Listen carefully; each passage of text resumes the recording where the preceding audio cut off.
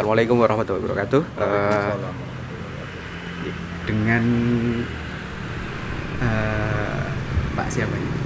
Pak Rudi Sahrul. Bisa diceritakan apa namanya? Ini makamnya siapa, kemudian sejarahnya bagaimana? Insya Allah bisa. Jadi awal cerita itu NU Desa Kaliwader itu mau mengadakan event yang spektakuler. Ya, di situ rencananya mau mengadakan sholawat yang besar dan di situ rembukan musyawarah tapi tidak ketemu dengan biaya karena sangat besar. Nah, setelah dalam perapat itu barulah akhirnya saya sebagai pencetus, kalau kita mau mengadakan acara yang spektakuler biar NU Desa Kaliwader itu diketahui halayak banyak, misalkan itulah bagaimana kalau kita tidak mampu untuk mengerjakan sholawat yang spektakuler itu, kita bangun makam saja. Yang singkat cerita itu, cerita-ceritanya dulu itu bahwa makam ini adalah makam keramat. Nah, cuman silsilahnya kurang jelas, intinya tidak diketahui siapa sejarahnya, dari mana segala macam, itu orang sini tidak tahu semua. Tapi jelas bahwa orang sini meyakini bahwa makam ini adalah makam keramat gitu. Nah, setelah disepakati waktu itu bahwa kita sepakat akan membangun makam ini untuk yang dibangun oleh NU. Nah, terus kita mau membangun, tapi cari dulu sejarah jelasnya bahwa makam ini makam siapa itu. Nah, singkat cerita setelah rapat itu saya pulang jam setengah satu malam. Jam setengah satu malam saya pulang ke rumah. Kebetulan saya itu bergerak di bidang jual beli kendaraan. Saya kadang beli di Jakarta. Itu ada supir saya dari Jakarta bawa mobil, mengantarkan mobil ke tempat saya, dan dia bermalam di mobil di halaman rumah saya. Setelah itu dia itu jam setengah dua itu seperti mimpi. Di tempat saya itu banyak anak-anak seperti santri, itu penuh halaman rumah saya itu, dan meminta dia harus pindah dari halaman itu. Terus dia terbangun, wah seperti mimpi. Akhirnya dia tidur lagi, mimpi lagi seperti itu. Berulang kali sampai 4 kali. Bahkan yang terakhir itu ada juga orang yang besar berpakaian jubah itu hitam, dari depan dan belakang mobil itu pindah enggak. Kalau enggak pindah mau saya buang ke kolam. Itu seperti itu. Akhirnya dia, oh ini kalau mimpi cuma 1 kali, ini sampai 4 kali kejadiannya hampir sama seperti itu. Akhirnya dia berpikir, oh ini ada yang tidak beres. Akhirnya dia pindah ke pom bensin ke Kaliboto itu. Nah, setelah habis subuh dia pulang lagi ke tempat saya habis subuhan dari masjid, terus dia menceritakan kronologi itu. Padahal dia supir itu sudah datang ke tempat saya sudah puluhan kali, bahkan mau 50-an kali ada bawa mobil dari Jakarta ngirim ke tempat saya itu. Tidak pernah mengalami kejadian yang seperti itu. Lah, karena saya mohon maaf ini pernah ikut seseorang yang saya anggap tahu di bidang seperti itu. Terus terang Habib Nizar Pemalang, saya pernah jadi supir beliau, ngantar beliau kemana-mana. Itu memang mohon maaf, ini beliau adalah ahli makrifat, ahli ibaratnya barang-barang yang dunia lain itu loh. Nah, apa yang terjadi dengan supir yang mengantar mobil ke tempat saya itu, itu akhirnya saya sondingkan ke beliau, Bib, ini ada supir saya mengalami kejadian seperti ini di rumah saya. Terus beliau ngendikan, oh itu di sekitar rumahmu ada makam istimewa, ada makam orang soleh, ada makam orang alim. Tolong dicari ya. Kebetulan di sebelah saya itu sekitar 50 meter kanan jalan itu ada makam umum. Saya tunjukkan sama beliau lewat video call. Beliau, oh enggak ada di sini, enggak ada. Cari lagi. Terus barulah di sini saya bilang itu ada makam Bib, cuman makam ini sudah tidak terurus dan orang sini tidak tahu sejarahnya, siapa beliau tidak sama sekali. Sepuh-sepuh ini semua tidak ada yang tahu sejarahnya beliau. Cuman memang sesuatu 2 orang itu bercerita keunikan, keanehan dengan makam-makam ini. Akhirnya coba ditunjukkan. Akhirnya saya video call dengan Habib Nizar Salim niku Pemalang. Video call lah, beliau bilang, wah itu makam istimewa, itu Mas Nino, orang soleh, orang alim. Tuh, akhirnya beliau diistiharoi terus siapa yang dimakamkan di sini. Ternyata beliau menghentikan bahwa beliau adalah Sleret Wadas. Kenapa Sleret Wadas? Saya juga tanya, loh Bib, ini kan desa Kaliwader bukan Wadas, sedangkan Wadas itu desa sebelah, bukan desa sini. Ya nggak tahu, ini memang juluk orang dulu itu nama asli dengan nama julukan lebih tenar nama julukan. Akhirnya oh ini makam Mbah Sleret Wadas, terus diikhtaroi sama Habib. Nah, teruslah muncul nama Mbah Dipojoyo.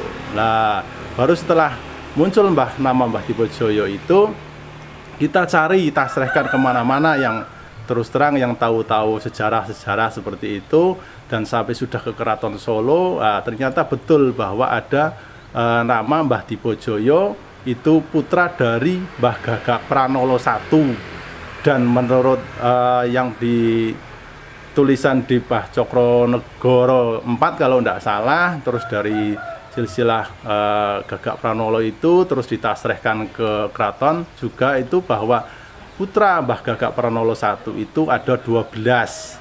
Nah, salah satunya adalah Mbah Dipojoyo ini itu. Nah, Mbah Dipojoyo ini kenapa dinamakan Sleret Wadas? Menurut informasi itu ya, menurut informasi bahwa beliau itu adalah yang mesepui adanya Wadas dulu. Informasi sejarahnya dulu itu di timur Sungai Kudil ini hanya ada 3 daerah. 1 daerah Wadas, 2 daerah Sajaban, yang 3 itu daerah Benowo. Nah, setelah baru eranya Mbah Dipojoyo itulah baru ada desa-desa seperti Kaliwader, Desa Kedung Loteng dan lainnya. Jadi dulu desa Kaliwader ini menurut sejarah itu masuk ke area desa Wadas dulunya seperti itu. Itu ditemukannya tahun kapan atau berapa tahun yang lalu? Kalau makam ini sudah dari zaman nenek moyang itu di desa Kaliwader sudah tahu bahwa ini ada makam dan seseorang itu, tapi tidak jelas silsilahnya. Ya baru jelas silsilahnya ya akhir-akhir ini 2022 awal, pokoknya kalau sebelum bulan Rejab kalau tidak salah itu ya, rencanakan NU Kaliwader mau sholawatan itu kan momennya setelah maulud rame-rame sholawatan di daerah mana-mana lah. Akhirnya NU Kaliwader pengen mengadakan acara yang spektakuler, tapi terserah begitu permasalahan dana begitu rapat sekitar memberikan biaya yang besar, akhirnya para sesepuh Kiai Kaliwader tidak mampu kalau kita harus menemukan dana yang begitu besar. Nah, waktu itu saya terus terang memang bukan bagian daripada pengurus ranting NU Kaliwader. Saya sendiri itu pengurus MBC, Lembaga Perekonomian NU MBC Bener. Nah, pas waktu saya diminta hadir untuk ikut rapat itu, saya hadir dan saya dimintai pendapat. Nah, terus dilalah itu ya. Nah, tidak sengaja saya itu nyeploske. Terus terang memang saya hobi orang berziarah. Saya terus terang hobi bawa orang-orang ziarah. Terus akhirnya saya terinspirasi, bagaimana kalau kita membangun makam yang ada di daerah Jambean Kaliwader ini, makam yang katanya keramat, tapi silsilahnya belum tahu yang pasti. Kalau ini memang nanti terbuka makam ini dan betul-betul makam ini istimewa dan keramat, insya Allah ini kan menjadi aset desa dan aset NU Kaliwader juga. Dan ini yakin nanti jadi spektakuler juga bahwa NU Kaliwader itu punya aset makam orang soleh, makam waliullah itu. Dan ternyata begitu kita buka akan membangun makam ini, semua orang punya cerita sekitar sini, baik desa sebelah atau desa yang mana orang-orang yang pernah berziarah seperti ke sini, bahwa punya cerita dengan makam beliau ini, cuman tidak tahu jelas makamnya siapa. Akhirnya semua diam, tidak bisa berbicara lah. Barulah setelah saya sondingkan cross-check dengan Habib Nizar, minta tasrehkan, barulah beliau bisa membuka bahwa ini makam Mbah Dipojoyo, putra dari Mbah Gagak Pranolo I. Mungkin Mbah Dipojoyo ini ada sesuatu yang menjadikan beliau istimewa itu karena apa? Mungkin karena perjuangannya atau mungkin karena karomahnya? Menurut riwayat itu memang ada terkait permasalahan desa sebelah, bahwa dulu wilayah Kaliwader itu termasuk desa Wadas, dan akhir-akhir ini kan ada permasalahan yang terkait desa Wadas itu sendiri. Lah zaman dulu, zaman Belanda itu menurut riwayat Belanda mau menambang desa Wadas. Lah beliau lah tokoh yang paling menolak eksploitasi tambang Wadas itu. Lah karena terkait dengan permasalahan yang begitu besar, sehingga mungkin oleh keturunan-keturunan beliau atau mungkin orang-orang dekat beliau lah, beliau dimasturki, dia disembunyikan bahwa beliau adalah tokoh atau mungkin kunci daripada Wadas itu. Berarti mungkin itu kisaran 1800-an mungkin beliau. Kalau kemarin kita tasrehkan ke keraton itu sebelum Pangeran Diponegoro, itu berarti mungkin antara 1700-an atau mungkin 1800 awal itu. Jadi menurut riwayat bahwa Pangeran Diponegoro adalah kesini sudah ada beliau. Kemudian kalau dari cerita masyarakat yang sudah berziarah ke sini itu apa yang diperoleh dari masyarakat? Ya Cerita seperti itu kan, karena kaitannya dengan bab-bab dunia lain ya, alam lain itu. Katanya itu kalau orang mau jadi pejabat atau orang mau ingin sukses dalam karir seperti itu, beliau pada berziarah ke sini. Itu riwayatnya seperti itu. Pernah suatu saat kita tahun berapa, makam ini masih belum tahu. Saya kebetulan kan bermukim di rumah depannya itu. Pernah ada orang jauh juga luar kota berziarah ke sini, katanya mau calon kades, pernah ada calon bupati gitu. Tapi orang sini sendiri tidak tahu seperti itu. Intinya di daerah sini makam ini keramat, cuman tidak jelas asal usulnya siapa beliau yang dimakamkan di sini. Tapi kalau orang berziarah dari luar kota atau di dalam orang desa sendiri yang tahu bab-bab dunia lain itu ya mengkeramatkan sini, katanya banyak pusaka, banyak segala macam itu yang berkaitan makam ini. Kemudian yang menarik adalah berarti kan makam ini sudah diketahui dari sekian tahun yang lalu, sudah cukup lama gitu ya. Nah, ini baru dibangun dan diplangnya kan itu oleh NU GP Ansor. Iya. Ini sesuatu yang menarik. Kira-kira Iya. kemudian bagaimana memberdayakan NU dan GP Ansor bisa membangun walaupun belum selesai gitu. Iya. Nah, Jadi awal kan seperti ini. Saya sebetulnya yang didhawuhi pertama oleh Habib Nisar untuk membangun secara pribadi. Tapi pertimbangan yang sudah terjadi bahwa makam ini pun dulu sudah dibangun, dan riwayatnya orang sini, orang-orang dulu yang sekitar umur 70-80 tahun itu, makam ini ada cungkupnya juga, ada bangunannya. Cuman karena dulu itu dirawat secara pribadi, akhirnya anak keturunannya yang jadi ibaratnya, mohon maaf bahasa kerennya itu juru kunci misalkan, itu kan tidak bisa meneruskan, dan akhirnya makam ini rusak terbengkalai dengan sendirinya. Nah, karena peristiwa itu biar tidak terulang lagi, akhirnya dari beliau Habib Nisar itu menyarankan ini harus dikelola oleh NU dan Ansor, khususnya secara organisasi dan pemerintah desa Kaliwader sendiri, biar keterlanjutan untuk merawat makam ini itu terus tidak dibebankan oleh 1-2 orang gitu. Kalau dibebankan oleh 1 orang, misalkan saya itu manusia biasa, ada batasan umur misalkan. Lalu kalau anak cucu saya bisa merawat, kalau enggak kan nanti juga akhirnya terbengkalai lagi. Itu awalnya seperti itu. Dan kebetulan secara tidak sengaja memang ada rapat NU yang tadi saya utarakan bahwa mau mengadakan sholawat nggak kuat karena biaya. Lah kebetulan di situ saya mengusulkan untuk membangun makam saja.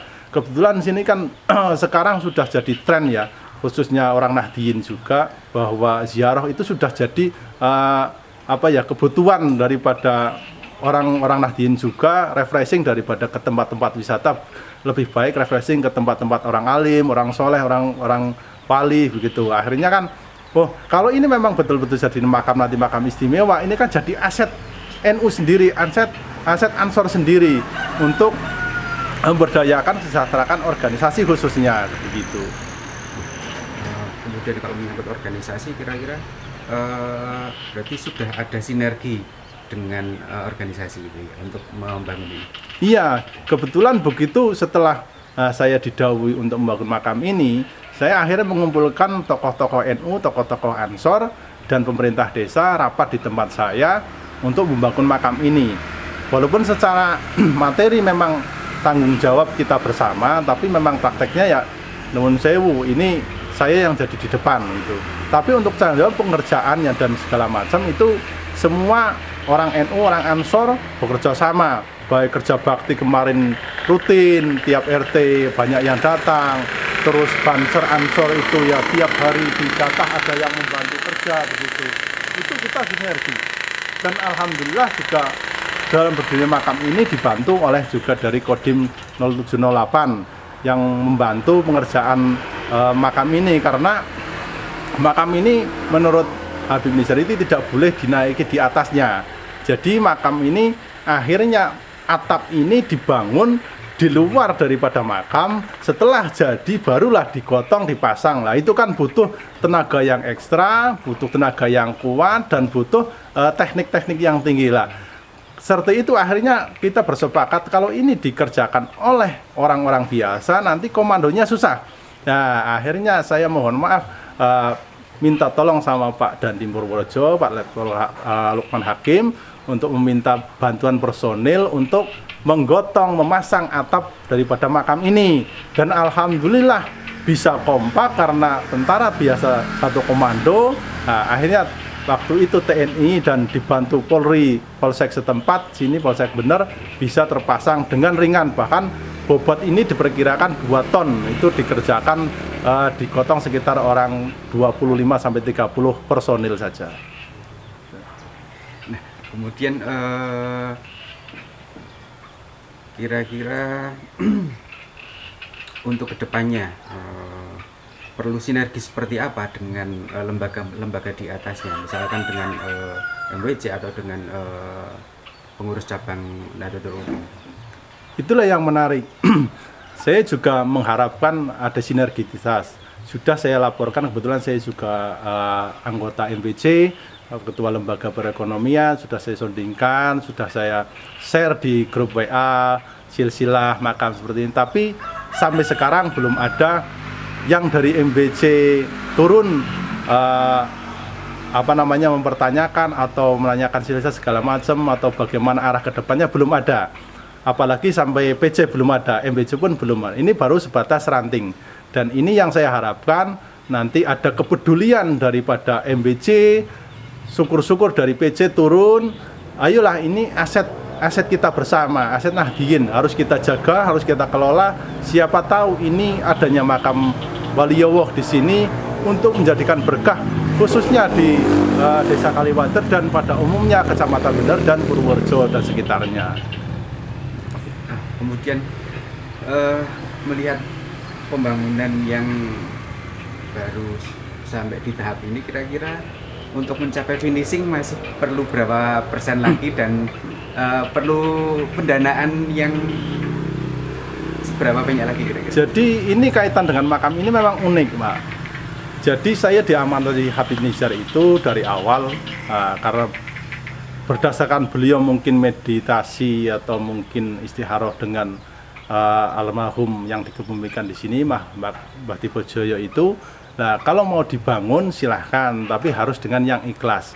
Nah, karena kita takut ada sesuatu yang masuk dalam makam ini karena yang ada unsur yang tidak ikhlas, makanya saya itu sebagai ketua pembangunan di sini yang bertanggung jawab, saya tidak mau minta kepada siapapun.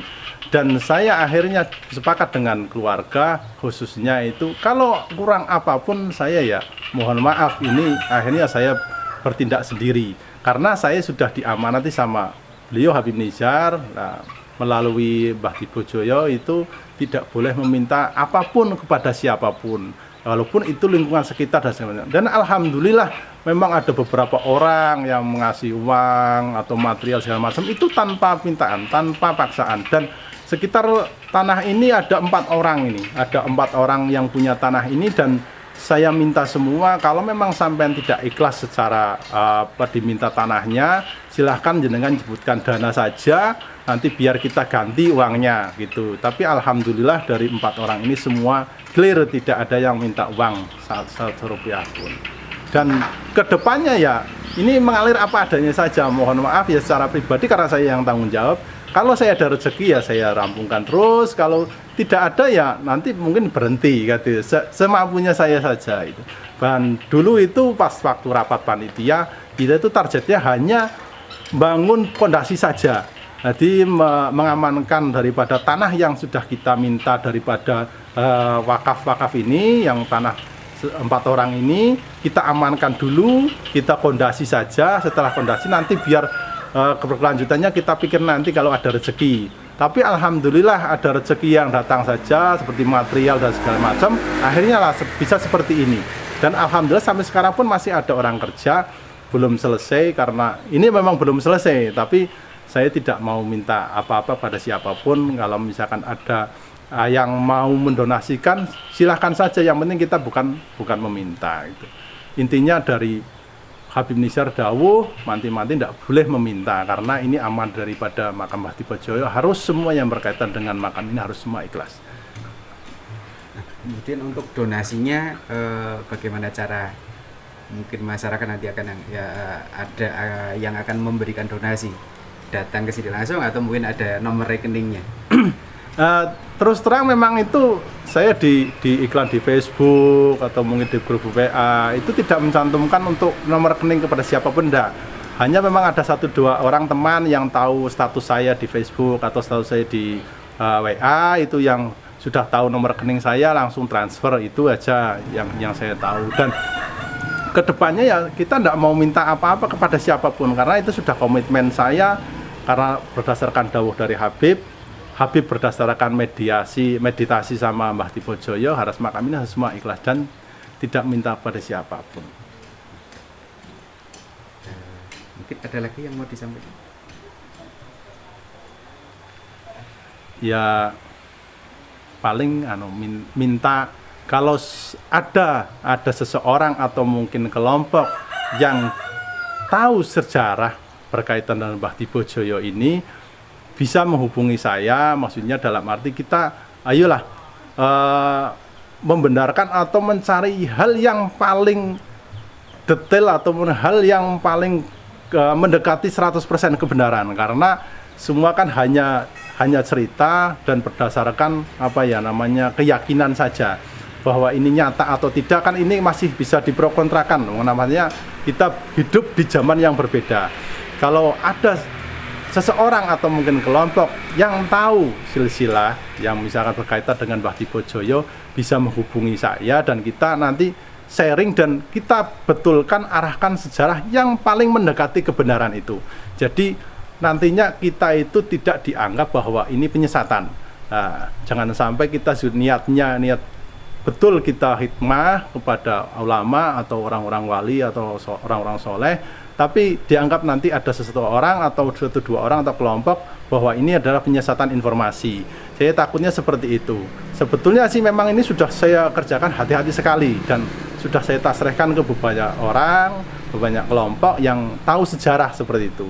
Jadi sudah mengerucut keberhasilannya atau kebetulannya, kebenarannya itu hampir mendekati 95%, barulah ini kita share. Dan setelah itu baru kita berani share. Dan untuk melengkapi 100% atau mendekati persentase lebih besar lagi, kalau ada informasi yang berkaitan dengan makam ini, silahkan mohon dengan sangat saya dihubungi biar kita tahu sejarah yang sebetul-betulnya. Oh, iya. Satu lagi. Kemudian kalau misalnya nanti dari masyarakat menghendaki untuk berziarah ke sini, mungkin ada tata caranya hari apa atau bagaimana? Kalau masalah cara tidak ada yang krusial, tidak ada yang harus seperti apa, hanya dawuh Habib kalau mau ziarah ke makam ini harus punya wudu, itu saja. Dan kalau masalah hajat seperti apa, ya monggo saja. Hanya sejarah orang-orang sini sering menemui orang-orang berziarah dari luar kota itu katanya yaitu untuk orang mau jadi pejabat atau untuk jadi apa, itu seperti itu yang dijumpai orang-orang dari luar kota. Seperti itu, diminta berkah sama Allah dan berdoa di sini katanya mau maju pilkada atau mau maju pilkades, itu yang saya tahu dari orang-orang sekitar sini seperti itu. Dan ada yang orang ahli kenik, misalkan ahli jimat-jimat atau apa, itu yang sering datang sebenarnya seperti itu. Dan kalau orang-orang umum belum. Dan mudah-mudahan dengan terbukanya makam ini bahwa beliau orang soleh, orang alim betul, ya mudah-mudahan khususnya orang Nahdliyin mau berziarah, mudah-mudahan dengan berziarah di makam Mbah Dipojoyo ini kita semua mendapatkan berkah dari Allah Ta'ala. Itu saja.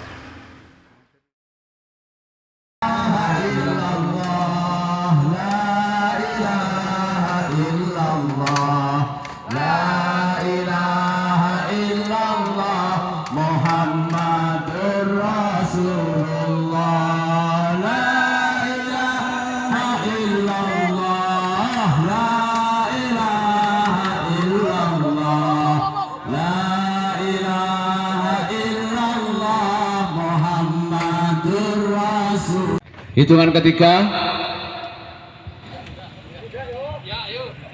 Siap? 1, 2, 3. La ilaha illallah, la ilaha illallah, la ilaha illallah, Muhammadur Rasulullah. La ilaha illallah, la ilaha illallah, la ilaha illallah, Muhammadur Rasulullah.